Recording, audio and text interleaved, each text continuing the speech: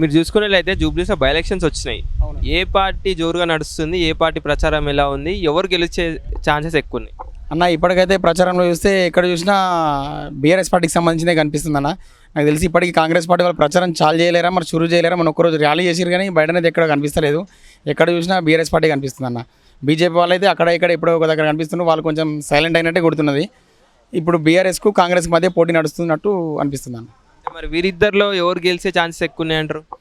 అన్న ఈ వీరిద్దరిలో అంటే దాదాపు ఇంతకుముందు మాగంటి గోపీనాథ్ గారు గెలిచారు కేసీఆర్ గారి మీద అభిమానంతో, ప్లస్ మాగంటి గోపీనాథ్ గారి మీద అభిమానంతో వాళ్ళు గెలిచారు.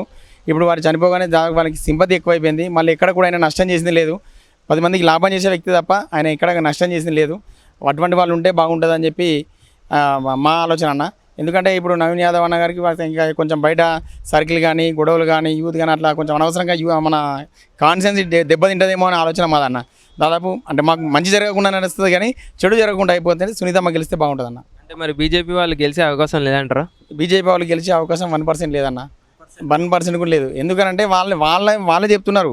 అంటే వీళ్ళిద్దరి మధ్య పోటీ అని వాళ్ళే చెప్తున్నారు తప్ప మేము ఏదో థర్డ్ పర్సన్ లాగా ఏదో పోటీ చేస్తున్నాం అని చెప్పి నిన్న మొన్నటి వరకు కూడా వాళ్ళు క్యాండిడేట్ కూడా డిక్లేర్ చేయక మొన్న క్యాండిడేట్ డిక్లేర్ చేశారు. అంటే వాళ్ళు ఆల్రెడీ మేము థర్డ్ ప్లేస్ అనేది వాళ్ళు ఒప్పుకుంటున్నారు. ఇండిపెండెంట్ క్యాండిడేట్ సల్మాన్ ఖాన్ అని విన్నారా మీరు? అవునవునన్న, అది ఇంతకుముందే చూసిన నేను.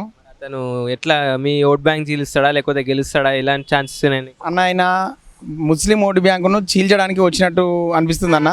కానీ ఆయన ముస్లిం ఓటు బ్యాంక్ ఆయన చీల్చి మళ్ళీ ఇప్పుడు అక్బరుద్దీన్ ఓవైసీ పోయి మళ్ళీ మా కాంగ్రెస్ నవీన్ యాదవ్కి సపోర్ట్ చేస్తానంటే ఇక్కడ ఏమవుతుందంటే అంత దొంగలంతా ఒక్క దగ్గరికి చేరి వాళ్ళంతా ఇప్పుడు తెలంగాణ మీద మన జూబ్లీ హిల్స్ మీద పగబట్టి ముందరికి వచ్చినట్టు అనిపిస్తుంది అన్న. దీంట్లో మాకు తెలిసిన వాళ్ళకి దాదాపు అంతో కొంత తెలివి ఆలోచించిన వాళ్ళకి ఇది అందరికీ అర్థమవుతుంది అన్న.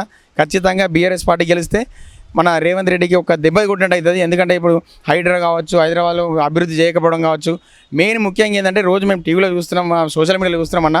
విలేజ్లో రైతులు కావచ్చు, తర్వాత రైతులు మాకు ఎరువులు ఇస్తలేడు, మాకు రైతు బంధు ఇస్తలేడు, కరెక్ట్ పంట కొంటలేడు అని చెప్పి రైతులు ఆలోచిస్తున్నారు.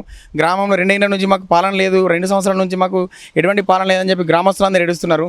తెలంగాణ రాష్ట్ర ప్రజలంతా ఈ జూబ్లీ హిల్స్ ఉప ఎన్నిక మీద చూస్తున్నారు.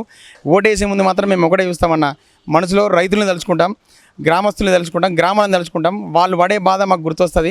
ఒక్కసారి ఈ ఒక చెంపపెట్టులాగా రేవంత్ రెడ్డికి ఒక చెంపపెట్టులాగా ఎలక్షన్ జరిగితేనే వాళ్ళకు కూడా అర్థమై మేము ఇచ్చిన గ్యారంటీలు ఇవ్వాలా, గ్రామస్తులను కావచ్చు, హైదరాబాద్ను కావచ్చు అభివృద్ధి చేయాలని చెప్పి ఆయన కొంచెం అర్థమవుతుందని చెప్పి అనుకుంటున్నామన్న. ఖచ్చితంగా ఈ ఎలక్షన్లో కాంగ్రెస్ పార్టీకి గట్టి దెబ్బనైతే తగులుతుందని చెప్పి బీఆర్ఎస్ పార్టీ సునీతమ్మ గెలుస్తుందని చెప్పి మేము నమ్ముతున్నామన్న.